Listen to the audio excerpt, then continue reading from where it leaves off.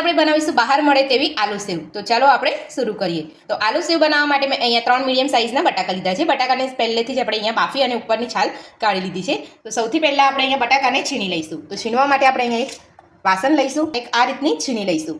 છીણીથી આપણે બટાકાને છીણી લઈશું। તો બાફેલા 3 બટાકાને આપણે છીણી લીધા છે। તો હવે આપણે એની અંદર મસાલો કરીશું।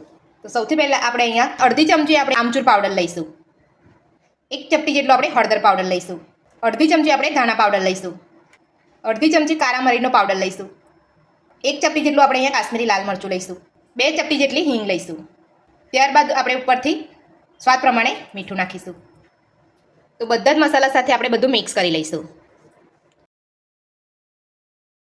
તો આપણે અહીંયા બટાકા છીણી અને બધો જ મસાલો સરસ મિક્સ કરી લીધો છે। તો હવે આપણે અહીંયા 2 વાટકી જેટલો બેસન લીધું છે। તો તમારે બેસનને સૌથી પહેલાં ચાળીને જ લેવાનું છે। મેં અહીંયા પહેલેથી ચાળીને લઈ લીધું છે। તો બેસનને આપણે અહીંયા થોડું થોડું ઉમેરતા જઈને લોટ બાંધી લઈશું। તો આપણે અહીંયા 2 ચમચી નાખી અને લોટ આ રીતે બાંધી લઈશું। જો તમારે આલુ સેવ વધારે તીખી ખાવી હોય તો તમારે અહીંયા મરી પાવડરનું પ્રમાણ તમારે અહીંયા થોડું વધારી દેવાનું છે। તો આપણે અહીંયા બેસન નાખીને બધું સારી રીતે આપણે અહીંયા મિક્સ કરી દીધું છે। તો હવે આપણે અહીંયા 2 ચમચી જેટલો ચોખાનો લોટ નાખીશું। તો ચોખાનો લોટ નાખવાથી બટાકામાં રહેલું બધું જ મોઇસ્ચરનો ભાગ બધો જ અહીંયા ચૂસાઈ જશે અને આપણો લોટ સરસ અહીંયા બંધાઈ જશે। તો હવે આપણે એમાં 1 ચમચી જેટલું ગરમ તેલ નાખીશું અને બધું જ આપણે સારી રીતે મિક્સ કરી લઈશું।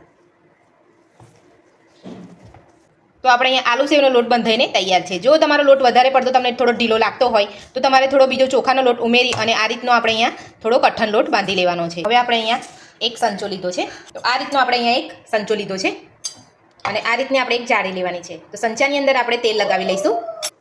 તો હવે આપણે આ રીતે અહીંયા સંચામાં તેલ લગાવી લઈશું।